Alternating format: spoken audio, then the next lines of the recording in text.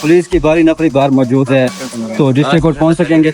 ना भी पहुंचे तो हम उनकी शिकस्त है, हमारी नहीं है। वो बदनाम होंगे, हम नहीं ला होंगे। कानूनियत की मिसाल कायम करनी है तो हमने मुजाहमत की मिसाल कायम करनी है। ये अपने सारे लामहदूद वसाइल के साथ जो मर्जी बदमाशी करना चाहे करें।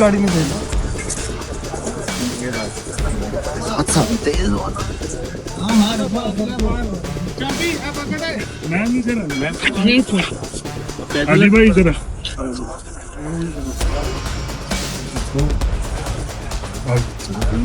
अली भाई आए पीछे हो जाना।